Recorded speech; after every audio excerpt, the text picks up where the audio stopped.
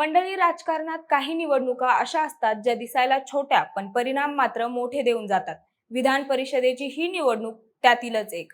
राज्याचे माजी मुख्यमंत्री उद्धव ठाकरे यांच्यासह तब्बल 9 आमदारांचा कार्यकाळ 13 मे रोजी संपतोय आणि त्यामुळे आता पुन्हा एकदा राजकीय गणित मांडण्याची वेळ आली आहे. एप्रिलमध्ये होणाऱ्या या निवडणुकीचं सगळ्यात मोठं वैशिष्ट्य म्हणजे गुप्त मतदान.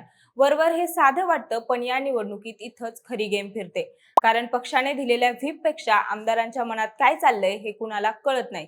आणि याच गुप्त मतदानामुळे आधीच्या निवडणुकांमध्ये मतांची फाटाफूट झाली होती. आता परिस्थिती अशी आहे की विरोधी बाकांवरील महाविकास आघाडीसाठी ही निवडणूक सोपी नाही. एकीकडे आमदारांना एकत्र ठेवायचं तर दुसरीकडे अचूक उमेदवार निवडायचा, हे दोन्ही मोठं आव्हान आहे.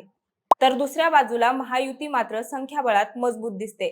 त्यामुळे बहुतांश जागांवर त्यांची पकड राहणार आहे.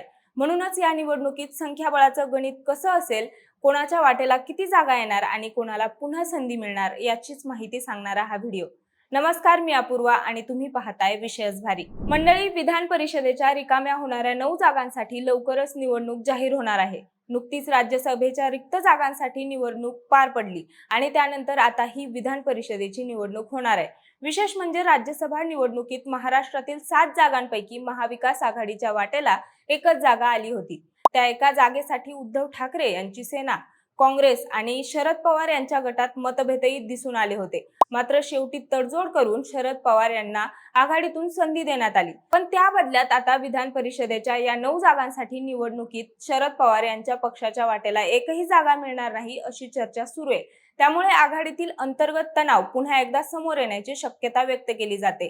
या निवडणुकीत निवृत्त होणाऱ्या सदस्यांमध्ये मोठ्या नावांचा समावेश आहे. त्यामध्ये ठाकरे गटाचे सर्वेसर्वा उद्धव ठाकरे, शिंदेसेना शिंदे गटाच्या नीलम गोऱ्हे, राष्ट्रवादी अजित पवार गटाचे अमोल मिटकरी, तर शरद पवार गटाचे शशिकांत शिंदे, काँग्रेसचे राजेश राठोड, तसंच भाजपचे रणजित सिंग मोहिते पाटील, संजय केनकर, संदीप जोशी आणि दादाराव केचे यांचा समावेश आहे. त्यामुळे ही निवडणूक केवळ राजकीय नसून प्रतिष्ठेची लढत ठरणार आहे. मंडळी, मे 2020 मध्ये हेच सर्व सदस्य विधानसभेतील सदस्यांच्या माध्यमातून बिनविरोध विधान परिषदेत निवडून गेले होते.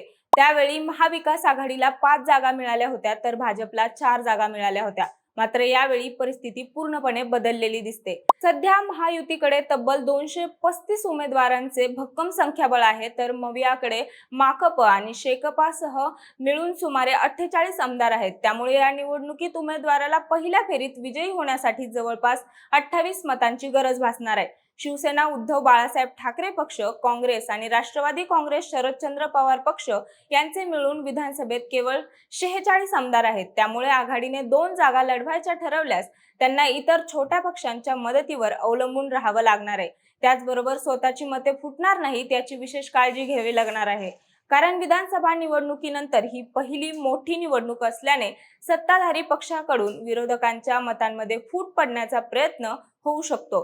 त्यामुळे मंडळी, मवियासाठी ही विधान परिषदेची निवडणूक एक मोठी अग्निपरीक्षा ठरणार आहे. म्हणजे काय तर संख्याबळ पाहिलं तर महाविकास आघाडीच्या वाटेला या 9 जागांपैकी फक्त 1 ते 2 जागा मिळू शकतात. त्यामुळे महाविकास आघाडीतल्या एका पक्षाला या निवडणुकीत त्यांचा उमेदवार देता येणार नाही आणि त्यात सुद्धा इतर छोट्या पक्षांचा पाठिंबा दिला नाही तर महाविकास आघाडीला एका जागेवरच समाधान मानावं लागणार आहे. तर दुसरीकडे महायुतीत मात्र शिवसेना शिंदे गट 2 आणि राष्ट्रवादी यांच्या वाटेला 1 जागा येऊ शकते, तर उर्वरित 4 जागांवर भाजप यांचा दावा करेल अशी चर्चा आहे. यामध्ये पण शिवसेनेकडून पुन्हा एकदा नीलम गोऱ्हे यांना संधी मिळेल असे बोललं जाते. सुनेत्रा पवार, अमोल मिटकरी यांच्या जागेवर दुसऱ्याला संधी देतील अशी देखील चर्चा आहे. तर दुसरीकडे विधान परिषदेच्या या निवडणुकीत अजून एक महत्त्वाचं चित्र समोर येताना दिसते. ते म्हणजे 9 जागांपैकी काँग्रेस आणि शिवसेना ठाकरे गट हे दोन्ही पक्ष प्रत्येकी 1 जागा लढण्याच्या तयारीत आहेत अशी चर्चा रंगते. यामागचं कारणही तितकंच महत्त्वाचं आहे. नुकत्याच झालेल्या राज्यसभा निवडणुकीत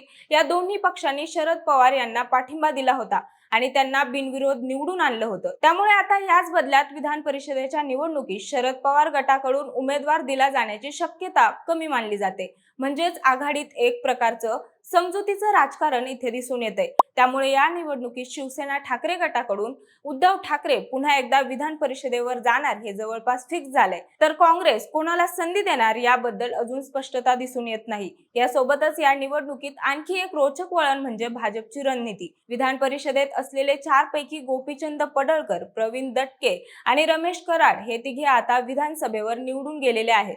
त्यामुळे यावेळी भाजपकडून नवीन चेहऱ्यांना संधी दिली जाण्याची शक्यता अधिक आहे. पण या सगळ्यात जास्त लक्ष लागलंय ते रणजितसिंह मोहिते पाटील यांच्या निर्णयाकडे. सोलापूरच्या राजकारणात गेल्या काही काळात झालेल्या घडामोडींमुळे त्यांचं पक्षाशी अंतर वाढल्याची चर्चा होती. त्यामुळे भाजप त्यांना पुन्हा संधी देणार का की एखादा नवीन पर्याय पुढे आणणार हा प्रश्न सध्या राजकीय वर्तुळात चर्चेचा विषय बनलाय. म्हणजेच मंडळी, भाजपसाठी ही केवळ जागा जिंकण्याची निवडणूक नाही तर नवीन चेहरे पुढे आणायचे की जुने समीकरण पुन्हा जुळवायची एक संधी आहे. म्हणूनच मंडळी, ही निवडणूक वरकरणी 9 जागांची वाटली तरी प्रत्यक्षात ती महाराष्ट्राच्या पुढच्या राजकारणात ची दिशा ठरवणारी आहे.